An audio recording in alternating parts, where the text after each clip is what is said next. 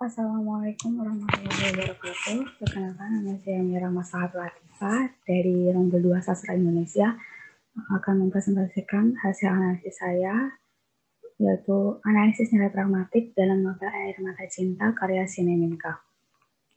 Topik presentasi kali ini adalah yang pertama pendahuluan, yang kedua metode penelitian yang saya pakai, kemudian hasil dan pembahasan, dan yang terakhir adalah kesimpulan. Novel menurut KBBI merupakan karangan prosa panjang yang di dalamnya memuat rangkaian cerita kehidupan seseorang dengan orang sekelilingnya yang menonjolkan watak dan karakter tokoh. Novel merupakan bentuk karya sastra yang digemari berbagai kalangan. Variasi genre yang disuguhkan memberikan sentuhan desain sampul unik dan juga menarik. Tidak hanya dijadikan sebagai media hiburan, novel juga menaruh pesan yang ingin disampaikan oleh pengarang kepada pembacanya. Novel Air Mata Cinta menjadi salah satu dari sekian banyak karya sastra yang saya pilih sebagai objek kajian. Kisahnya membawa pembaca untuk larut dalam beragam konflik. Pengarang mencoba mengajak pengarang untuk mengambil hikmah dari setiap konflik cerita, seperti adanya pesan moral, sosial, pendidikan, budaya, dan yang paling ditonjolkan adalah religi. Metode penelitian yang saya pakai adalah kualitatif, yaitu penelitian yang menghasilkan data deskriptif berupa kata-kata atau tulisan dari orang-orang dan perilaku yang diamati. Kemudian pendekatan yang saya pakai adalah pragmatik. Sebagai penikmat sastra, pengarang dan pembaca memiliki keterkaitan sebagaimana karya sastra itu diciptakan oleh pengarang dengan tujuan agar nilai-nilai gagasan yang ingin disampaikan memiliki pengaruh bagi pembacanya. Kemudian teknik pengajian ini melalui membaca novel Air Mata Cinta secara keseluruhan, kemudian memahami dan menghayati alur cerita sehingga diperoleh bagian penting sesuai dengan aspek yang dikaji. Bagian-bagian tersebut kemudian disimpulkan dan diinterpretasi. Hasil dari pembahasannya yang pertama ada nilai moral. Nilai ini merupakan kebaikan sebagai segala sesuatu yang berasal atas kehendak atau kemauan manusia mengenai budi pekerti. Poin pertama yaitu ucapan maaf. Tolong dan terima kasih ini sering kita jumpai dalam kehidupan sehari-hari. Ini saya kutip dari tokoh Naya yang harus meminta maaf kepada tokoh Citra karena ketidaksengajaannya menjatuhkan Citra ke kolam. Kemudian poin kedua adalah tanggung jawab. Kutipan ini saya ambil dari dialog tokoh Danan dan tokoh Citra ketika tokoh Danang tidak sengaja menyerempet tukang bakso sehingga dia bertanggung jawab untuk mengganti kerugian yang diakibatkan oleh ketidaksengajaannya itu. Kemudian bertutur kata yang baik. Ini adalah cuplikan dari kerutuan Citra karena tokoh Danang sewaktu belum mengenal Citra, tokoh Citra melepas jilbab di ruang terbuka sehingga nampak dapat dilihat oleh orang banyak. Kemudian poin selanjutnya, jangan berputus asa. Ini adalah tokoh Danang sedang menerbitkan tulisan Citra yang menurutnya ini pantas untuk dibaca oleh banyak orang, tapi tidak bisa karena penolakan dari penerbit. Tapi dia tidak berputus asa sehingga sampai pada suatu masa itu tulisan Citra diterima oleh penerbit dan dibukukan. Kemudian poin selanjutnya adalah berkata jujur. Ini saya ambil dari kutipan Citra dan Danang untuk ketika Danang sudah dihubungi karena HP-nya rusak dan ada bukti di sana kalau handphonenya benar-benar rusak. Yang kedua adalah nilai religius atau agama. Ini merupakan sesuatu yang berkaitan dengan keyakinan kita terhadap Tuhan Yang Maha Esa dan berhubungan dengan aturan atau ajaran dalam kepercayaan bagi masing-masing pemeluk. Novel ini menceritakan tentang religius yang bahasanya bidang keislaman, sehingga nilai-nilai religiusnya menyangkut keislaman. Poin pertama yaitu kewajiban seorang muslim untuk saling mengingatkan dalam kebaikan.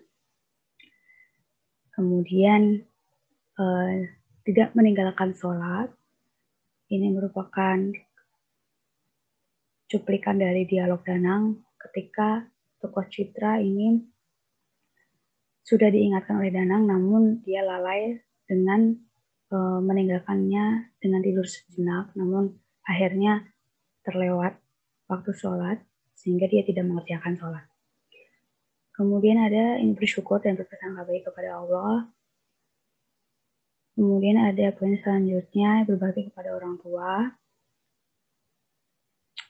Kemudian kewajiban kita menjawab salam. Nah, ini sudah biasa kita jumpai, kita terapkan dalam kehidupan sehari-hari, penting untuk menjawab salam.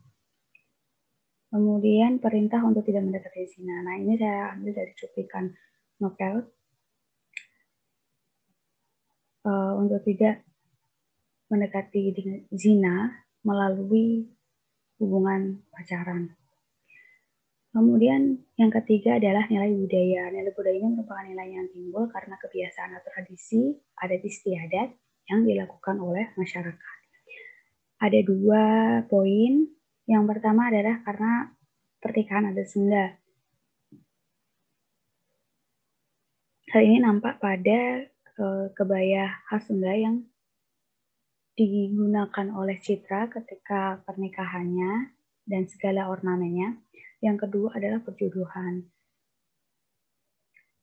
Ini nampak pada tokoh Danang, orang tuanya ingin Danang segera menikah, namun Danang tidak segera mendapatkan pasangan yang kiranya mampu untuk mendampinginya, sehingga kedua orang tuanya ingin menjodohkan Danang. Kemudian yang keempat, nilai sosial. Ini merupakan yang berhubungan dengan masalah sosial, meliputi interaksi atau aktivitas yang dilakukan oleh sesama kita. Yaitu ada menjenguk orang sakit. Kemudian ada sikap tolong-menolong. Kemudian ada nilai pendidikan yang merupakan ajaran yang benar luhur yang bertujuan mendorong tujuan pendidikan itu sendiri. Ada beberapa poin. Yang pertama, menuntut ilmu bagi perempuan. Ini saya ambil dari kutipan tokoh Citra yang menunda untuk melanjutkan pendidikan karena tokoh Citra ini sedang melahirkan, mempunyai buah hati. Kemudian ada bersedekah. Bersedekah ini melatih kita untuk, mengajarkan kita untuk